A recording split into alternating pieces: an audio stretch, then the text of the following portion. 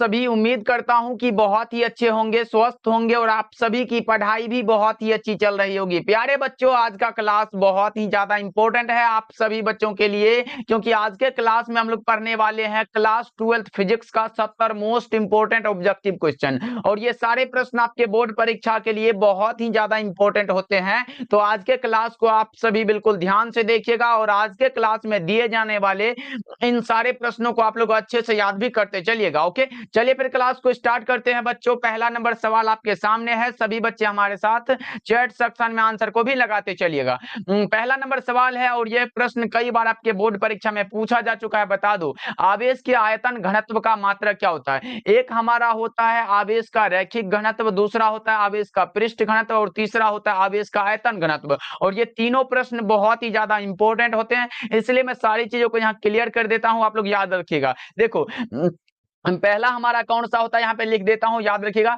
लिखते भी चलना बच्चा पार्टी, अगर जो इंपॉर्टेंट लाइन हो उसको लिख भी लेना। एक हमारा कौन सा होता है रैखिक घनत्व और दूसरा कौन सा होता है पृष्ठ घनत्व होता है और तीसरा कौन सा होता है तो आयतन घनत्व होता है। कौन सा होता है बच्चा पार्टी, यहाँ पे लिख देता हूं, यहाँ होता है आयतन घनत्व, लिख देता हूं, अच्छे से आप लोग याद रखिएगा। देखिए, आयतन घनत्व हो गया। रैखिक घनत्व को हम लोग क्या, तो ये लैम्डा के द्वारा डिनोट करते हैं। लैम्डा बराबर फॉर्मूला अगर बात करें, लैम्डा बराबर अगर फॉर्मूला की बात करें तो वो हमारा होता है क्यू बटा में एल होता है, यानी कि चार्ज बटा में क्या होता है लंबाई होता है। चार्ज का अगर हम आवेश का अगर मात्रक बात करें तो आवेश का क्या होता है कूलम होता है और लंबाई का हमारा मीटर होता है, यानी कि कूलम इंटू मीटर किसका, कूलम प्रति मीटर किसका होता है आवेश के रैखिक घनत्व का। अगर पृष्ठ घनत्व की बात करें तो सिग्मा बराबर हमारा क्या होता है, सिग्मा बराबर क्यू बटा में क्या होता है एरिया होता है बच्चा पार्टी, एरिया होता है, लिख लो। और चार्ज का हमारा कूलम होता है और एरिया का मीटर स्क्वायर होता है, यानी कि कूलम प्रति मीटर स्क्वायर ये पृष्ठ घनत्व का मात्रक होता है। और आयतन घनत्व को हम लोग रो के द्वारा डिनोट करते हैं। रो बराबर हमारा क्या होता है क्यू बटा में भी होता है, जिसको आयतन बोलते हैं, यानी कि चार्ज का कूलम हो जाएगा और भी आयतन है तो मीटर क्यूब होता है, मीटर क्यूब लिख लो। इसी को हम लोग ऐसे भी लिख सकते हैं, मीटर क्यूब ऐसे ऊपर में दे सकते हैं। तो देख लो कौन सा ऑप्शन सही होगा इसका, आवेश के आयतन घनत्व का पूछा, यही ऑप्शन सही हो जाएगा। देख लो कौन सा ऑप्शन में दिया गया है, तो ऑप्शन नंबर सी हमारा बिल्कुल सही हो जाएगा। याद रखिएगा बच्चों, ये सारे प्रश्न बहुत ही ज्यादा इंपॉर्टेंट है। आवेश के रैखिक घनत्व का पूछे तो कूलम प्रति मीटर होता है, आवेश के पृष्ठ घनत्व का पूछे तो कूलम प्रति मीटर स्क्वायर होता है और आवेश के आयतन घनत्व पूछे तो कूलम प्रति मीटर क्यूब होता है। याद रखिएगा बच्चों। चलिए आगे बढ़ते हैं, दूसरा नंबर सवाल है आपके सामने, बता दो। दूसरा नंबर सवाल कर रहा है आवेश का रैखिक घनत्व का मात्रक क्या होता है। आवेश के रैखिक घनत्व अभी जो हमने बताया, रैखिक घनत्व पूछा गया, यानी कि चार्ज बटा में क्या होता है लंबाई होता है। देख लो, चार्ज का हमारा कूलम होता है और लंबाई का मीटर होता है। करेक्ट आंसर आपका ऑप्शन नंबर ए हो जाएगा। बड़ा ही आसान सा प्रश्न है लेकिन बहुत ही इंपॉर्टेंट है बच्चों, ये 2 नंबर में भी आपके बोर्ड एग्जाम में आते रहता है। चलिए अब तीसरा नंबर सवाल को देखिए, आपके सामने ये रहा। तीसरा नंबर सवाल कह रहा है प्रति इकाई आवेश पर लगने वाले बल को क्या कहते हैं। बहुत ही इंपॉर्टेंट प्रश्न है, कई बार आपके बोर्ड एग्जाम में आया हुआ है। प्रति इकाई आवेश पर लगने वाले बल को क्या कहते हैं बच्चों, विद्युत क्षेत्र कहते हैं। विद्युत क्षेत्र को हम लोग ई के द्वारा डिनोट करते हैं। और देख लो, प्रति इकाई आवेश पर, यानी कि कौन सा होगा, प्रति इकाई आवेश पर लगने वाले बल को, बल यानी कि फोर्स को क्या बोलते हैं, विद्युत क्षेत्र बोलते हैं। यानी कि ई बराबर एफ बटा में क्यू, हमारा ये फॉर्मूला निकल के आया। अगर इसका मात्रक पूछे तो फोर्स का न्यूटन हो जाता है और चार्ज का कूलम हो जाता है, यानी कि न्यूटन प्रति कूलम इसका मात्रक होता है। और एक मात्रक दूसरा होता है वोल्ट प्रति मीटर, ये भी आप लोग याद रखिएगा। अगर पूछे विद्युत क्षेत्र का मात्रक, ये 2 मात्रक आप लोग याद रख लो, ऑब्जेक्टिव में काम आएगा। ओके जी, चलिए अगले प्रश्न को देखते हैं। अगला प्रश्न हमारे सामने 4th नंबर सवाल है, विद्युत क्षेत्र रेखाओं से जानकारी प्राप्त होती है किसकी, बता दो आप लोग। विद्युत क्षेत्र रेखाओं से किसकी जानकारी प्राप्त होती है, तो क्षेत्र की शक्ति की भी जानकारी प्राप्त होती है, दिशा की भी और आवेश की प्रकृति की भी। इसलिए करेक्ट आंसर हमारा ऑप्शन नंबर डी हो जाएगा, इनमें से सभी। बच्चों याद रखिएगा, ये भी प्रश्न बहुत इंपॉर्टेंट है। चलिए 5वां नंबर सवाल आपके सामने, और ये सारे के सारे प्रश्न जो है आपके क्वेश्चन बैंक से सिलेक्ट किया गया है। बच्चा पार्टी आपको पता होगा कि क्वेश्चन बैंक कितना ज्यादा इंपॉर्टेंट होता है। अगर आप क्वेश्चन बैंक को पढ़ लेते हो तो यहां से आपका 30% मार्क्स ऐसे ही हो जाता है। देखो 5वां नंबर सवाल कर रहा है, 2 विद्युत आवेशों के बीच लगने वाले बल को नियंत्रित करने वाला नियम को क्या कहा जाता है। कूलाम का नियम कहते हैं। क्या कहते हैं बच्चों, कूलाम का नियम कहते हैं। राइट आंसर आपका ऑप्शन नंबर डी हो जाएगा। चलिए फिर 6 नंबर सवाल को देखते हैं, फटाफट से कर लेते हैं। और आप लोग भी क्लास को बच्चों लाइक भी करते चलिएगा, और जितने भी बच्चे नए नए हमारे साथ जुड़ रहे हैं तो आप लोग जुड़ जाए हमारे साथ सब्सक्राइब करके, ऑल नोटिफिकेशन पे सेट कर लीजिएगा, जिससे कि जब भी क्लासेस होगी तो नोटिफिकेशन आपके फोन तक चला जाएगा। देखिए 6 नंबर सवाल कर रहा है, बिंदु आवेश के कारण आर दूरी पर विद्युत विभव का मान क्या होता है, बता दो बच्चा पार्टी। बड़ा ही आसान सा प्रश्न है, कई बार आपके बोर्ड एग्जाम में आया हुआ है। 6 का राइट आंसर क्या लगाओगे? तो आप लोगों ने एक फॉर्मूला पढ़ा है क्या, V बराबर कौन सा होता है? V बराबर 1/4 पाई एप्सिलॉन होता है, 1/4 पाई एप्सिलॉन नॉट होता है, और इनटू में क्या होता है, Q बटा में R होता है। देखो ये क्या है, तो V यानी कि वोल्ट है, यानी कि विद्युत विभव है, और R है, तो देख लो कौन सा होगा, R के व्युत्क्रमानुपाती होता है कि नहीं। करेक्ट आंसर आपका कौन सा, B हो जाएगा, बिल्कुल सही आंसर है। चलिए 7 नंबर सवाल है आपके सामने, बता दो। 7 नंबर सवाल कर रहा है विद्युत फ्लक्स का मात्रक क्या होता है। बहुत ही अच्छा प्रश्न है, बता दो विद्युत फ्लक्स का जो मात्रक होता है वो क्या होता है। तो बहुत ही आसान है, विद्युत क्षेत्र का मात्रक निकालेंगे और गुना में क्षेत्रफल का मात्रक कर देंगे। तो विद्युत क्षेत्र का मात्रक हमारा 2 होता है। देखो पहला मात्रक कौन सा होता है, पहला मात्रक होता है न्यूटन प्रति कूलम होता है, और दूसरा वोल्ट प्रति मीटर होता है। लेकिन यहां से हमको पता चलता है कि इस मात्रक से अगर हम निकालते हैं तो ये वाला हमारा निकल के आ जाएगा। देखो अगर वोल्ट प्रति मीटर है तो वोल्ट प्रति मीटर, और क्षेत्रफल का मात्रक क्या होता है, मीटर स्क्वायर होता है, आप लोगों को पता होगा। तो मीटर स्क्वायर होता है, तो बता दो यानी कि मीटर, 1 मीटर से 1 मीटर यहां से गया, यानी कि हमारा क्या बचा, वोल्ट मीटर बचा। लेकिन एक मात्रक और की बात करें तो न्यूटन प्रति कूलम जो होता है, न्यूटन प्रति कूलम जो होता है, और गुना में अगर क्षेत्रफल का मात्रक करे तो ये क्या होता है, न्यूटन प्रति कूलम गुना में मीटर स्क्वायर, ये भी एक मात्रक निकल के आता है। और ये हमारा एक मात्रक वोल्ट मीटर, यानी कि न्यूटन प्रति कूलम ये मीटर स्क्वायर, और गुना वोल्ट मीटर ये भी हमारा होता है। इसलिए ऑप्शन के अकॉर्डिंग लगाए तो ऑप्शन नंबर सी हमारा बिल्कुल सही हो जाएगा, ये भी आपको याद रखना है। चलिए आगे बढ़ते हैं बच्चा पार्टी। अगला प्रश्न हमारे सामने 8 नंबर सवाल है, संबंध Q बराबर NE में निम्नलिखित में कौन है जो n का मान संभव नहीं है, नहीं है कौन सा। तो हम लोगों ने पढ़ा है कि Q बराबर NE होता है, जो कि आपके सामने है। Q बराबर NE होता है, n एक नंबर है, जैसे हम लोग 1 लिखते हैं, 2 लिखते हैं, 3 लिखते हैं, 4 ऐसे करके लिखते हैं। और E क्या होता है, तो ये इलेक्ट्रॉन का चार्ज होता है, जो कि 1.6 इंटू 10⁻⁻19 कूलम के बराबर होता है। अब देख लो बच्चों, ये 1 2 3 जो है ये कभी भी पॉइंट में नहीं हो सकता है, ये पॉइंट में कभी भी नहीं होता। जैसे 1 2 3 4 5 100 हो या 1000 हो, ऐसे हो सकता है, लेकिन कभी भी 1.5 2.5 3.5 या फिर 3.1 2.1 ऐसे नहीं होता है। इसलिए कह सकते हो कि ये कभी भी पॉइंट में नहीं होता है। ऑप्शन सी हमारा बिल्कुल सही हो जाएगा। 100 होगा, 8 होगा, 4 होगा, 7 होगा, 9 होगा, ये सब होगा, लेकिन 4.2 कभी नहीं होगा। चलिए आगे बढ़ते हैं बच्चों। अगला प्रश्न हमारे सामने 9 नंबर सवाल है, कूलम्ब बल कैसा बल है। बहुत ही अच्छा प्रश्न है, कूलम्ब बल कैसा बल होता है, केंद्रीय बल और विद्युत बल दोनों है। तो बच्चा पार्टी कौन सा लगाओगे, ऑप्शन सी आपका सही हो जाएगा, कूलम्ब बल केंद्रीय बल और विद्युत बल दोनों होता है। चलिए फिर 10 नंबर सवाल है आपके सामने, बता दो। 10 नंबर सवाल कर रहा है, इनमें कौन विद्युत क्षेत्र की तीव्रता का मात्रक है। विद्युत क्षेत्र की तीव्रता के लिए अभी जस्ट हमने बताया कि E बराबर क्या होता है, F बटा में Q होता है, फोर्स बटा में चार्ज होता है। तो देख लो ना, न्यूटन प्रति कूलम हमारा निकल के आता है, जो कि ऑप्शन नंबर डी में हमारा दिखाई दे रहा है। ऑप्शन डी हमारा बिल्कुल सही हो जाएगा। बच्चों याद रखिएगा, ये सारे प्रश्न बहुत ही ज्यादा इंपॉर्टेंट है, अच्छे से समझ समझ के क्लास को करते चलना। चलिए आगे बढ़ते हैं और लास्ट में बता देंगे कि इसका पीडीएफ आपको कहां मिलेगा। देखिए 11 नंबर सवाल कर रहा है, आवेश के वितरण से ऊर्जा का क्या होता है। आवेश के वितरण से ऊर्जा का ह्रास होता है। बच्चों आवेश के वितरण से क्या होता है, ऊर्जा का ह्रास होता है। ऑप्शन ए राइट आंसर, यानी कि ऊर्जा का क्षय होता है। चलिए आगे अगले प्रश्न की ओर बढ़ते हैं। अगला प्रश्न हमारे सामने 12 नंबर सवाल है, बता दो। संधारित्रों के समांतर क्रम संयोजन में जो राशि प्रत्येक संधारित्र के लिए समान रहती है वो कौन सा होता है, विभवांतर होता है। क्या होता है बच्चा पार्टी, विभवांतर होता है, जिसका अगर मात्रक पूछे तो वो हमारा क्या होता है, वोल्ट होता है। ये भी आप लोग याद रखोगे। चलिए आगे बढ़ते हैं। अगला प्रश्न हमारे सामने, अगला प्रश्न कह रहा है किसी संधारित्र की धारिता निर्भर नहीं करती है, किस पर, किसी संधारित्र की धारिता निर्भर किस पर नहीं करेगी।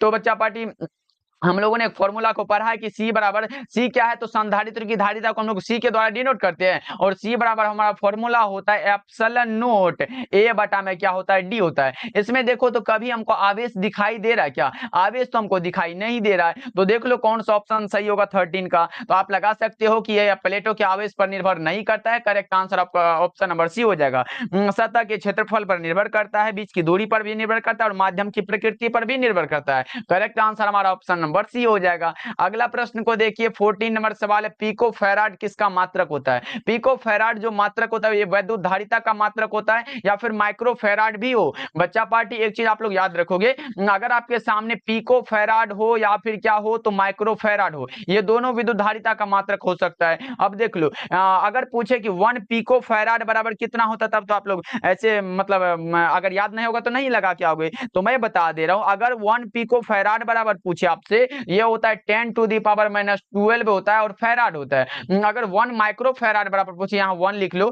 यहाँ पे 1 भी लिख लो। अगर 1 माइक्रो फैराड बराबर पूछे तो वो होता है 10⁻⁻6 फैराड होता है। ये दोनों को कॉपी में लिख लो, ऑब्जेक्टिव में आपके बोर्ड परीक्षा में पूछा जा सकता है। चलिए 15 नंबर सवाल आपके सामने बता दो। 15 नंबर सवाल कह रहा है एक इलेक्ट्रॉन को दूसरे इलेक्ट्रॉन की ओर ले जाने पर निकाय की स्थितिज ऊर्जा क्या होती है। एक इलेक्ट्रॉन को दूसरे इलेक्ट्रॉन की ओर ले जाने पर निकाय की स्थितिज ऊर्जा जो होती है वो क्या होती है, सीधे रूप से बढ़ जाती है। राइट आंसर हमारा ऑप्शन बी हो जाएगा। आगे बढ़ते हैं बच्चा पार्टी। 16 नंबर सवाल है, देखो आपके सामने है। एक परावैद्युत समानांतर पट्टिका संधारित्र की पट्टियों के बीच डाल देने पर धारिता का मान क्या होगा। बताओ, बढ़ेगा या समान रहेगा या फिर घटता है या इनमें से कोई नहीं, क्या होगा 16 का राइट आंसर। तो ये क्या होता है, बढ़ता है। करेक्ट आंसर आपका ऑप्शन ए हो जाएगा। सभी बच्चे इसको याद रखोगे। चलिए 17 नंबर प्रश्न आपके सामने बच्चा पार्टी देख लो। 3 संधारित्र जिसमें प्रत्येक की धारिता क्या है, तो सी है। और ये क्या है, तो श्रेणी क्रम में जुड़ा है बच्चा पार्टी, यानी कि आप कह लो कि हमारा कौन सा होगा, यानी कि 1/c इक्वल का क्या होगा, यहाँ पे इक्यू लिख लो, इक्वल हो जाता है, बराबर क्या होता है 1/c। c1 भी लिख सकते हो, बराबर 1/c2 और प्लस में 1/c3 होता है, बराबर में क्या होगा, यानी कि 3 बटा में क्या होगा, c हो जाएगा। अगर हम इक्वल को ऊपर करें, यानी कि c इक्वल की बात करें, तो ये ऊपर हो जाएगा, यानी कि c बटा में 3 हो जाएगा। देख लो कौन सा ऑप्शन में दिया गया, तो ऑप्शन नंबर सी हमारा बिल्कुल सही हो जाएगा। सभी बच्चे इसको याद रखोगे। चलिए अगले प्रश्न को देखते हैं। अगला प्रश्न हमारे सामने 18 नंबर सवाल है। 1 एम्पियर बराबर क्या होता है। 1 एम्पियर यानी कि विद्युत धारा का पूछा गया आप लोगों से, क्या होता है, विद्युत धारा का एक मात्रक हमारा एम्पियर होता है और दूसरा होता है कूलम प्रति सेकंड होता है। यही आपसे पूछा गया, 1 एम्पियर बराबर क्या होगा बच्चा पार्टी, कूलम प्रति सेकंड होता है। देख लो कौन सा ऑप्शन में जाएगा, coulomb per second. Option number A correct answer है। ये गुना में नहीं होगा बच्चों, ये गलत है, ये भी गलत है और ये भी गलत है। करेक्ट आंसर हमारा ऑप्शन नंबर ए हो जाएगा, याद रखोगे आप लोग। चलिए आगे बढ़ते हैं। 19 नंबर सवाल आपके सामने। एम्पियर का प्रतिरोध कैसा होता है। अगर एम्पियर का प्रतिरोध पूछे, एमीटर है, एमीटर का प्रतिरोध अगर आपसे पूछे, एमीटर का प्रतिरोध पूछे बच्चा पार्टी, अगर सिर्फ एमीटर हो तो बहुत कम होता है। अगर आपके सामने हो कि आदर्श एमीटर का प्रतिरोध कैसा होता है, आदर्श एमीटर का प्रतिरोध जो होता है वो 0 होता है, ये भी आप लोग याद रखिएगा। अगर आदर्श वोल्ट मीटर का पूछे तो वो क्या होता है, अनंत होता है, ये भी आप लोग याद रखिएगा। आदर्श वोल्ट मीटर रहे अनंत होगा, आदर्श एमीटर रहे 0 होगा और सिर्फ एमीटर हो तो बहुत कम होता है। राइट आंसर आपका ऑप्शन नंबर सी हो जाएगा। चलिए 20 नंबर सवाल है आपके सामने, बता दो किसी चालक का विशिष्ट प्रतिरोध बढ़ता है किसके बढ़ने से, तो तापमान के बढ़ने से चालक का प्रतिरोध बढ़ता है। करेक्ट आंसर आपका ऑप्शन नंबर ए हो जाएगा 20 का। सभी बच्चे याद रखिएगा। चलिए 21 नंबर सवाल है आपके सामने, बता दो ये कह रहा है किलोवाट घंटा किसका मात्रक होता है। किलोवाट घंटा जो मात्रक होता है वो एनर्जी का होता है। किसका होता है बच्चा पार्टी, एनर्जी का होता है। अगर आपसे पूछ दे कि 1 किलोवाट घंटा बराबर क्या होगा, 1 किलोवाट घंटा बराबर अगर आपसे पूछे तो क्या लगाओगे, 3 गुना 10 पर पावर 6 जूल होता है बच्चों, याद रखिएगा। ये ऑब्जेक्टिव में पूछा जाएगा तो आप लगा के आना। 1 किलोवाट घंटा बराबर क्या होता है, 3 × 10⁻6 जूल के बराबर होता है, याद रखोगे आप लोग। ओके जी। चलिए 22 नंबर सवाल है आपके सामने, कह रहा है देखो 22 नंबर सवाल कह रहा है कि विद्युत परिपथ के किसी बिंदु पर सभी धाराओं का बीजगणितीय योग क्या होता है, 0 होता है। और ये हमारा किरचॉफ का पहला नियम है, तो बता दो कौन सा होगा। ऑप्शन नंबर ए हो जाएगा, जिसे हम लोग क्या करते हैं, समेशन आई बराबर क्या होता है, 0 होता है, यही तो है। ऑप्शन नंबर ए आपका सही हो जाएगा और ये किरचॉफ का पहला नियम है, याद रखोगे आप लोग। चलिए आगे बढ़ते हैं। 23 नंबर सवाल है, विद्युत परिपथ में विभवांतर मापा जाता है किसमें। विभवांतर वोल्ट का होता है, कई बार मैं बता भी चुका हूं वोल्ट का होता है, क्योंकि एम्पियर में क्यों सा धारा मापते हैं, ओम में प्रतिरोध और वाट में शक्ति को, याद रखोगे आप लोग। ऑप्शन नंबर कौन सा, बी हमारा करेक्ट आंसर है। चलिए आगे बढ़ते हैं। अगला प्रश्न है 24 नंबर सवाल, बता दो विद्युत परिपथ का वह गुण जो विद्युत ऊर्जा को ताप में बदल देता है वह क्या कहलाता है। बताएंगे सभी बच्चे फटाफट से। विद्युत परिपथ का वह गुण जो विद्युत ऊर्जा को ताप में बदल देता है उसे क्या कहते हैं, उसे प्रतिरोध कहते हैं। अगर प्रतिरोध का मात्रक पूछे तो एक हमारा ओम होता है, आर बराबर क्या होता है, भी बटा में आई होता है। अगर भी बराबर निकाले तो भी बराबर क्या होगा, आई आर हो जाएगा, यही तो है हमारा प्रतिरोध। राइट आंसर हमारा ऑप्शन नंबर डी हो जाएगा। चलिए फिर 25 नंबर सवाल को देखिए बच्चा पार्टी, ये रहा आपके सामने, बता दो 25 नंबर सवाल कह रहा है किरचॉफ का बिंदु नियम किस सिद्धांत पर आधारित है। हाँ, ये प्रश्न बहुत इंपॉर्टेंट है, ये 2 नंबर में भी आपके बोर्ड एग्जाम में पूछा जाता है कि किरचॉफ के प्रथम और द्वितीय नियम को लिखिए, तो आपको लिखना पड़ेगा। देखिए यहां पूछा गया किरचॉफ का बिंदु नियम जो है ये किस सिद्धांत पर आधारित है। तो मैं बता दूं किरचॉफ का बिंदु नियम से नहीं समझे क्या, ये पहला नियम पूछ रहा है और पहला नियम जो है ये कंजर्वेशन ऑफ चार्ज पे आधारित है, यानी कि आवेश संरक्षण के सिद्धांत पर आधारित होता है। अगर दूसरा नियम यानी कि पास का नियम पूछे, किरचॉफ का पास नियम पूछे, तो वो ऊर्जा संरक्षण पर आधारित है। ये भी आप लोग याद रखिएगा बच्चों। अभी का बिंदु नियम जो है ये आवेश संरक्षण के सिद्धांत पर आधारित है। करेक्ट आंसर हमारा ऑप्शन नंबर बी हो जाएगा। चलिए फिर 26 नंबर सवाल को देखते हैं। 26 नंबर सवाल कर है, देखो क्या कर रहा है, किसी चालक में विद्युत धारा के प्रवाह का कारण क्या होता है, विद्युतीय विभव में अंतर होता है। क्या होता है, विद्युतीय विभव में अंतर होता है बच्चों। ऑप्शन सी आपका बिल्कुल सही आंसर है। चलिए 27 नंबर सवाल है आपके सामने, बता दो व्हीटस्टोन ब्रिज से मापा जाता है, क्या मापा जाता है। तो व्हीटस्टोन ब्रिज से हम उच्च प्रतिरोध को भी मापते हैं और निम्न प्रतिरोध को भी मापते हैं, इसलिए करेक्ट आंसर हमारा ऑप्शन नंबर सी हो जाएगा। ए और बी दोनों, यानी कि उच्च तथा निम्न प्रतिरोध को हम लोग मापते हैं इसके द्वारा। Correct answer option number C हो जाएगा। चलिए फिर 28 नंबर सवाल है बच्चों, और क्लास समझ आ रहा है तो क्लास को लाइक भी करते चलिएगा सभी बच्चे। देखो 28 नंबर सवाल करा, आदर्श वोल्ट मीटर का प्रतिरोध कैसा होता है। ये हमने बता चुका है। अगर आपके सामने हो कि एमीटर का प्रतिरोध कैसा होता है तो आप लगाओगे बहुत कम। अगर आदर्श एमीटर हो तो शून्य होता है और आदर्श वोल्ट मीटर हो तो अनंत होता है। ये मैं कई बार बता चुका हूं और हर एक क्लास में ऐसा प्रश्न में बता ही देता हूं, इसलिए जरूर याद रखिएगा आप लोग। चलिए फिर 29 नंबर सवाल है आपके सामने, बता दो 29 नंबर सवाल कह रहा है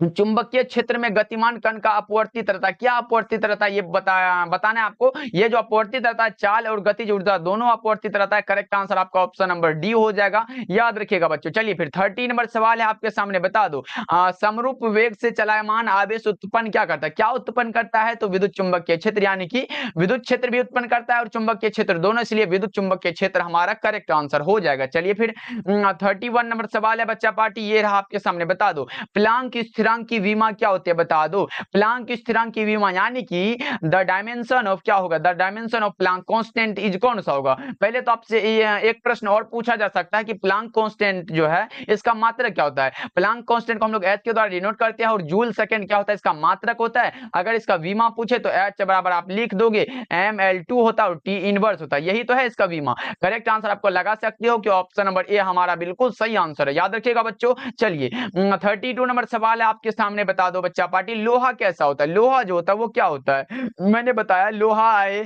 कोबाल्ट आए, निकेल आए, ये सारे सारे लोह चुंबकीय पदार्थ हैं। सही जवाब हमारा ऑप्शन नंबर सी हो जाएगा, याद रखिएगा बच्चा पार्टी। लोहा हमारा लोह चुंबकीय है, कोबाल्ट आए, निकेल आए, ये दोनों तीनों जो है ये लोह चुंबकीय पदार्थ ही है। चलिए आगे बढ़ते हैं, अगला प्रश्न हमारे सामने 33 नंबर सवाल है, चुंबकीय विषुवत रेखा पर नमन कोण का मान कितना होता है। अगर विषुवत रेखा पर पूछे तो 0 डिग्री लगा के हम लोग निकल लेंगे बच्चा पार्टी, ऑप्शन नंबर ए लगा लो, बिल्कुल सही आंसर है। चलिए फिर आगे बढ़ते हैं, अगला प्रश्न हमारे सामने 34 नंबर सवाल है। 34 नंबर सवाल कर रहा है चुंबकीय प्रेरण का ऐसा मात्रक क्या होता है। बच्चा पार्टी ये प्रश्न बहुत इंपॉर्टेंट है। चुंबकीय प्रेरण का अगर ऐसा मात्रक की बात हो तो वो हमारा क्या होता है, ये पूछा गया आप लोगों से, ये हमारा वेबर होता है। चुंबकीय प्रेरण का वेबर होता है। अब पूछोगे ये सर ये टेस्ला किसका मात्रक होता है। टेस्ला जो होता है ये चुंबकीय क्षेत्र का मात्रक है। क्या है बच्चों, याद रखिएगा, चुंबकीय क्षेत्र का पूछे तो टेस्ला हो जाता है। और ये फेराड तो विद्युत धारिता का पढ़ा हुआ लग रहा है आप लोगों को। ये फेराड जो है ये विद्युत धारिता का मात्रक होता है। और एम्पियर गुना मीटर जो होता है ये किसका होता है, ये हमारा होता है मैग्नेटिक मोमेंट का होता है। ये भी आप लोग याद रखिएगा, करेक्ट आंसर हमारा ऑप्शन नंबर डी हो जाएगा, सभी बच्चे को याद रखना। चलिए फिर 35 नंबर सवाल आपके सामने, बता दो डायनेमो की क्रिया निम्नलिखित में से किस सिद्धांत पर आधारित है। डायनेमो की क्रिया की बात हो तो वो विद्युत चुंबकीय प्रेरण की घटना पर आधारित है बच्चा पार्टी, ऑप्शन बी हमारा बिल्कुल सही आंसर है, सभी बच्चे याद रखिएगा। डायनेमो की घटना जो आधारित है वो विद्युत चुंबकीय प्रेरण की घटना पर आधारित है। चलिए आगे बढ़ते हैं, अगला प्रश्न हमारे सामने 36 नंबर सवाल है, शैथिल्य प्रदर्शित करते हैं कौन सा पदार्थ है। शैथिल्य प्रदर्शित करने वाला जो पदार्थ है वो है लौह चुंबकीय पदार्थ। क्या है बच्चों, लौह चुंबकीय पदार्थ शैथिल्य प्रदर्शित करता है। राइट आंसर हमारा ऑप्शन नंबर सी हो जाएगा। चलिए फिर आगे बढ़ते हैं, अगला प्रश्न हमारे सामने 37 नंबर सवाल है, प्रेरकत्व का मात्रक क्या होता है। प्रेरकत्व आए, स्व प्रेरकत्व आए तो कौन सा लगाओगे। प्रेरकत्व का मात्रक हेनरी होता है। क्या होता है, हेनरी होता है। करेक्ट आंसर आपका ऑप्शन नंबर सी हो जाएगा। ये तो अभी मैं बताया चुंबकीय प्रेरण का होता है, ये प्रतिरोध का होता है, तो याद रखिएगा ये भी आप लोग। चलिए फिर 38 नंबर सवाल को देखिए, 38 नंबर सवाल कर आपके सामने है, एक हेनरी बराबर कितना होता है? 1 हेनरी बराबर क्या होता है? 1000 मिली हेनरी होता है बच्चा पार्टी। क्या होता है? मिली हेनरी होता है, यानी कि 10⁻³ मिली हेनरी। करेक्ट आंसर हमारा ऑप्शन नंबर ए हो जाएगा। अगला प्रश्न को देखिए, 39 नंबर सवाल है, विद्युत लेपन में व्यवहार आने वाला धारा कौन सा होता है? वो डायरेक्ट करंट होता है, यानी कि डीसी होता है। ऑप्शन ए राइट आंसर है बच्चों। एक चीज और भी याद रखिएगा, 2 नंबर में पूछा जाएगा कि एसी और डीसी में क्या, तो अंतर स्पष्ट कीजिए, तो ये याद रखिएगा। चलिए फिर आगे बढ़ते हैं, 40 नंबर सवाल है, इसको इसका आंसर लिख के आप लोग याद कर लीजिएगा। देखिए 40 नंबर सवाल कर रहा है, ट्रांसफॉर्मर में विद्युत ऊर्जा का उष्मा में रूपांतरण को क्या कहा जाता है? ट्रांसफॉर्मर में विद्युत ऊर्जा को उष्मा में रूपांतरण किया जा रहा है, इसे हम लोग ताम्र क्षय बोलते हैं। क्या बोलते हैं बच्चों? ताम्र क्षय बोलते हैं। करेक्ट आंसर हमारा ऑप्शन नंबर ए हो जाएगा। सभी बच्चे को याद रखना है, करेक्ट आंसर हमारा ऑप्शन नंबर ए हो जाएगा। चलिए फिर 41 नंबर सवाल है आपके सामने, बता दो प्रतिबाधा का मात्रक क्या होता है? प्रतिबाधा, देखो हमने बताया था, प्रतिघात आए, प्रतिरोध आए, प्रतिबाधा आए, धारितीय प्रतिघात आए, सबका हम ओम लगा सकते हैं। करेक्ट आंसर हमारा ऑप्शन नंबर बी हो जाएगा, बिल्कुल सही आंसर है। चलिए फिर आगे बढ़ते हैं, अगला प्रश्न हमारे सामने। अगला प्रश्न कह रहा है, देखो क्या कह रहा है, प्रत्यावर्ती धारा निम्न में से कौन सा प्रभाव प्रदर्शित करती है? प्रत्यावर्ती धारा जो प्रभाव प्रदर्शित करता है वो है उष्मीय प्रभाव। कौन सा? थर्मल होता है, इफेक्ट होता है। करेक्ट आंसर हमारा ऑप्शन नंबर बी हो जाएगा, बिल्कुल राइट आंसर है। चलिए 43 नंबर सवाल आपके सामने, बता दो 43 नंबर सवाल कर रहा है, अपचाई ट्रांसफार्मर में कौन सी राशि घटती है? घटने वाला जो होता है वो वोल्टेज होता है। क्या होता है बच्चों? वोल्टेज होता है। राइट आंसर हमारा ऑप्शन नंबर बी हो जाएगा, बिल्कुल करेक्ट आंसर, याद रखोगे बच्चों। चलिए फिर आगे बढ़ते हैं बच्चा पार्टी, अगला प्रश्न है। और जितने भी बच्चे नए नए जुड़े हैं हमारे साथ, तो बच्चा पार्टी आज से आप हमारे साथ जुड़ जाओ। आज से आप नए नहीं रहे तो आज से आप हमारे साथ जुड़ो और अच्छे से मिलकर तैयारी करते। देखो दिष्ट धारा के लिए प्रेरणिक प्रतिघात शून्य होता है। दिष्ट धारा के लिए प्रेरणिक प्रतिघात कितना होता है बच्चों? शून्य होता है। करेक्ट आंसर आपका ऑप्शन नंबर ए हो जाएगा, याद रखिएगा आप लोग। चलिए फिर 45 नंबर सवाल आपके सामने, बता दो एक्स किरणें क्या होता है? एक्स किरणें विद्युत चुंबकीय तरंग है। क्या है? एक्स किरणें क्या है? विद्युत चुंबकीय तरंगे हैं। राइट आंसर आपका ऑप्शन नंबर डी हो जाएगा। सभी बच्चे को इसको याद भी रखना है। चलिए 46 नंबर सवाल आपके सामने है, इनमें कौन विद्युत क्षेत्र में विक्षेपित होता है? होने वाला अगर पूछे तो कैथोड किरण है। विद्युत क्षेत्र में विक्षेपित जो होने वाला है वो कैथोड किरण है। आप पूछोगे नहीं होने वाला कौन होता है? वो गामा किरण होता है। विक्षेपित नहीं होता है गामा किरण, और होने वाला कौन सा है? कैथोड रेज है। करेक्ट आंसर हमारा ऑप्शन नंबर डी हो जाएगा। 47 नंबर सवाल है, दूर संचार के लिए उपयुक्त विकिरण कौन सा होता है? दूर संचार के लिए उपयुक्त विकिरण का नाम है माइक्रोवेव्स, यानी कि माइक्रो तरंगे। करेक्ट आंसर हमारा ऑप्शन नंबर डी हो जाएगा बच्चा पार्टी, ध्यान में रखिएगा आप लोग। चलिए 48 नंबर सवाल आपके सामने, बता दो 48 नंबर सवाल कर अवरक्त किरणों के अध्ययन के लिए जिस पदार्थ का प्रिज्म प्रयुक्त करते हैं वो कौन सा होता है? अवरक्त किरणों के अध्ययन के लिए जिस पदार्थ का प्रिज्म प्रयुक्त करते हैं वो रॉक सॉल्ट का होता है। किसका होता है बच्चा पार्टी? रॉक सॉल्ट का होता है, याद रखिएगा। ये भी प्रश्न बहुत ही ज्यादा इंपॉर्टेंट है, इसलिए बच्चा पार्टी भूलना नहीं है। चलिए जी आगे बढ़ते हैं, 49 नंबर सवाल है बच्चा पार्टी। 49 नंबर सवाल कर रहा है, कोहरे में फोटोग्राफी के लिए प्रयुक्त कौन सा होगा? कोहरे में जो है, यानी कि कुहासा में जो फोटोग्राफी के लिए कौन सा किरण प्रयुक्त करते हैं, तो वो अवरक्त रेज होता है। राइट आंसर हमारा ऑप्शन नंबर बी हो जाएगा, बिल्कुल राइट आंसर है। चलिए आगे बढ़ते हैं, 50 नंबर सवाल का रहा है, देखो चुंबकीय क्षेत्र बी तथा विद्युतीय क्षेत्र ई के अनुपात का मात्रक क्या होगा? मात्रक पूछा गया, बता दो क्या होगा बच्चा पार्टी। सभी बच्चे लगा दो, चुंबकीय क्षेत्र का टेस्ला लगा देंगे और विद्युतीय क्षेत्र का न्यूटन प्रति कूलम या फिर वोल्ट प्रति मीटर लगा देंगे, तो हमारा मीटर पर सेकंड निकल के आता है। करेक्ट आंसर हमारा ऑप्शन नंबर ए हो जाएगा बच्चों। 50 का जितने भी बच्चे ए लगाए हो उसका सही आंसर हो जाएगा। चलिए 51 नंबर सवाल आपके सामने, बता दो 51 नंबर सवाल जो है बहुत इंपॉर्टेंट है, कई बार आपके बोर्ड एग्जाम में पूछा गया सवाल है, इसीलिए याद रखिएगा। जब प्रकाश स्रोत और पर्दे के बीच की दूरी बढ़ा दिया जाए तो फ्रिंज की चौड़ाई क्या होती है? फ्रिंज की चौड़ाई क्या होती है बच्चों? ये पूछा गया आप लोगों से, तो फ्रिंज की चौड़ाई सीधे रूप से क्या होती है? बढ़ जाती है। सही जवाब हमारा ऑप्शन ए हो जाएगा। चलिए फिर 52 नंबर सवाल है आपके सामने, बता दो 52 नंबर सवाल जो कह रहा है, देखो प्रकाश अनुप्रस्थ तरंग है क्योंकि यह क्या प्रदर्शित करता है? ये पूछा गया आप लोगों से। प्रकाश अनुप्रस्थ तरंग है क्योंकि यह प्रदर्शित करता है ध्रुवण को। राइट आंसर आपका ऑप्शन नंबर बी हो जाएगा बच्चा पार्टी, याद रखिएगा आप लोग। चलिए 53 नंबर सवाल कर रहा है, देखो क्या कर रहा है, हीरा का अपूर्णांक करीब कितना होता है? देखो हीरा का अगर आप अपूर्णांक आपसे पूछे तो वो 2.42 होता है, लेकिन एक चीज और याद रखिएगा कि हीरा का अपूर्णांक सभी पदार्थों के अपूर्णांक से अधिक होता है। ये भी आप लोग याद रखिएगा। अगर आपसे पूछे कि किसका अपूर्णांक सभी पदार्थों के अपूर्णांक से अधिक है, तो आप लगाओगे क्या? हीरा लगा देना बच्चा पार्टी, सही हो जाएगा। चलिए फिर 54 नंबर सवाल को देखते हैं, ये रहा हमारे सामने। समतल दर्पण के लिए अनंत होती है। राइट आंसर हमारा ऑप्शन ए हो जाएगा, याद रखोगे बच्चों। बच्चों। चलिए 55 नंबर सवाल जो है आपके सामने है, बता दो किस कारण से वायु का बुलबुला पानी के अंदर चमकता हुआ नजर आता है। बता दो किस कारण से वायु का बुलबुला पानी के अंदर चमकता नजर आता है। पूर्ण आंतरिक परावर्तन यानी कि टोटल इंटरनल रिफ्लेक्शन के कारण। करेक्ट आंसर आपका ऑप्शन नंबर सी हो जाएगा। बच्चों ये पूर्ण आंतरिक परावर्तन का डिफिनेशन भी आप लोग याद रखिएगा, क्योंकि ये 2 नंबर के लिए बहुत इंपॉर्टेंट है, पूछा जाता है आपके बोर्ड एग्जाम में। चलिए अगले प्रश्न को देखिए, कह रहा है देखो एक माध्यम से क्या पूछा गया, देख लो, रुको। हाँ, एक माध्यम से दूसरे माध्यम में जाने पर प्रकाश की किरण जो है मुड़ जाती है। ये तो अपवर्तन वाला बात हो गया। प्रकाश की किरण जो मुड़ जाती है और किरण के मुड़ने को क्या कहा जाता है, अपवर्तन कहा जाता है बच्चा पार्टी। ये डिफिनेशन तो हमारा एक ही यहीं से क्लियर हो गया। जाने पर प्रकाश की किरण मुड़ जाती है, इस घटना को क्या कहते हैं, प्रकाश का अपवर्तन कहते हैं। करेक्ट आंसर हमारा ऑप्शन ए हो जाएगा। चलिए उत्तलीय लेंस होगा, करेक्ट आंसर हमारा ए हो जाएगा, क्योंकि 2 उत्तल लेंस को अगर हम मिला देंगे तो थोड़ी ना अवतल हो जाएगा, वो उत्तल ही रहता है। करेक्ट आंसर आपका ऑप्शन नंबर ए हो जाएगा। चलिए फिर 58 नंबर सवाल जो है आपके सामने, बता दो एक दीर्घ दृष्टि दोष वाले व्यक्ति को आवश्यकता होगी किसकी। दीर्घ दृष्टि दोष को दूर करने के लिए हम लोग उत्तल लेंस का उपयोग करते हैं, यानी कि कन्वेक्स लेंस का यूज करते हैं, और निकट दृष्टि दोष के लिए अवतल लेंस का। दोनों को आप लोग याद रखना है। चलिए 59 नंबर सवाल जो है आपके सामने है, बता दो 59 नंबर सवाल करा, निम्नलिखित में से किस भौतिक राशि का पुनर्वितरण प्रकाश का व्यतिकरण होता है। प्रकाश का व्यतिकरण होता है, तीव्रता होता है। क्या होता है बच्चों, तीव्रता होता है। कि निम्नलिखित में किस भौतिक राशि का पुनर्वितरण प्रकाश का व्यतिकरण होता है, तो सभी बच्चे को याद रखना ये हमारा तीव्रता करेक्ट आंसर है। चलिए फिर 60 नंबर सवाल को देखिए। बच्चा पार्टी जितने भी क्लास को लाइक नहीं किए हो तो सभी बच्चे लाइक भी करते चलना। बच्चा पार्टी देखो, फोटोन की ऊर्जा क्या होती है, फोटोन की ऊर्जा बता दो। फोटोन की ऊर्जा यानी कि ई बराबर क्या होता है, एच न्यू होता है। यही तो हमारा फॉर्मूला है। करेक्ट आंसर हमारा ये हो जाएगा, बिल्कुल राइट आंसर है। ई बराबर एच न्यू, ये हमारा फॉर्मूला है। आगे बढ़ते हैं, अगला प्रश्न हमारे सामने अगर पूछे फोटोन का विराम द्रव्यमान कितना होता है बच्चों, 0 होता है। ये भी आप लोग याद रखिएगा। देखो नाभिक की त्रिज्या की कोटि कितनी होती है, 10⁻⁻15 मीटर होती है। करेक्ट आंसर आपका ऑप्शन नंबर बी हो जाएगा, याद रखोगे आप लोग। चलिए 62 नंबर सवाल है बच्चा पार्टी, नाभिकीय अभिक्रिया में संरक्षित रहता है कौन सा। नाभिकीय अभिक्रिया में जो संरक्षित है वो कुल आवेश भी है, रेखीय संवेग भी है, कोणीय संवेग भी है, और इनमें से सभी। करेक्ट आंसर हमारा ऑप्शन नंबर डी हो जाएगा, याद रखिएगा आप लोग। चलिए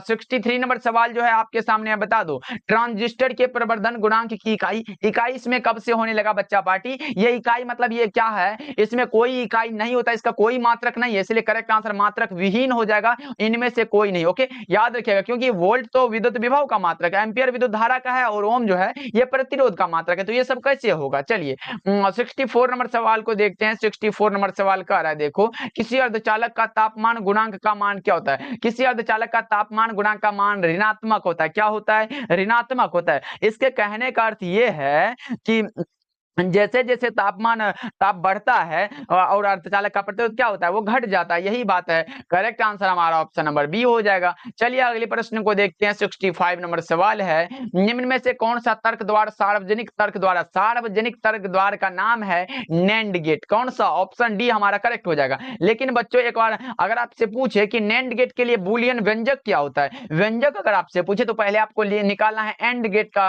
व्यंजक, एंड गेट का। तो एंड गेट का हमारा जो व्यंजक होता है वो होता है a इंटू बी बराबर क्या होता है, y होता है। और इसी में अगर n लगा देंगे तो ये हमारा नैंड हो गया, और इसी में ऊपर में ऐसे करके लगा देना, ये क्या हो गया, ये नैंड गेट का बूलियन व्यंजक हमारे सामने निकल के आ गया। लेकिन अगर इसको हटा देंगे तो ये हमारा एंड गेट का हो जाएगा, ये भी आप लोग याद रखिएगा। अगर और गेट के लिए पूछे, और के लिए पूछे तो हमारा जोड़ वाला होता है, a प्लस बी बराबर क्या होता है, y होता है। अगर नोट के लिए पूछे तो यहाँ a डैश है तो बराबर में क्या होगा, a हो जाएगा, यही हमारा नोट गेट के लिए। चलिए 66 नंबर सवाल करा, 15 का द्विआधारी तुल्यांक क्या होता है। 15 का पूछा गया है, हम लोग निकालना जानते हैं बच्चों, तो कैसे हम लोग ऐसे छोड़ सकते हैं। तो 15 का हम लोग लगा लेंगे और 2 से भागा देते चलेंगे, तो 7 दूना के 14, एक बचा हम लोग 1 लिख लेंगे, फिर 2 तिया के 6 होता है, 1 बचा 1 लिख लेंगे, फिर 2 एकम 2 और 1 बचा ये, और एक ये हो गया, यानी कि 1 1 1 1, यानी कि 4 गो 1 देख लो किस में है, 4 गो 1 देख लो ना किस में है, तो ऑप्शन नंबर सी हमारा बिल्कुल सही आंसर है। चलिए 67 नंबर सवाल है आपके सामने, बता दो बच्चों एन प्रकार के अर्धचालक में मुख्य धारावाहक कौन होते हैं। एन के लिए हमारा इलेक्ट्रॉन होता है, और पी के लिए क्या होता है, पी के लिए क्या होता है, होल होता है, यानी कि छिद्र होता है, जो कि ऑप्शन नंबर बी में दिया गया होल, यही सही हो जाएगा। वीवर जिसको हम लोग बोलते हैं, या फिर छिद्र भी रहता है लिखा हुआ, इसलिए याद रखिएगा। अभी का एन के लिए पूछा तो हमारा इलेक्ट्रॉन करेक्ट हो जाएगा, याद रखिएगा बच्चों। चलिए 68 नंबर सवाल करा मॉडुलन कितने प्रकार का होता है। एक हमारा होता है आयाम मॉडुलन, दूसरा होता है आवृत्ति मॉडुलन और तीसरा होता है कला मॉडुलन। कितना हुआ? 3 प्रकार का तो हुआ।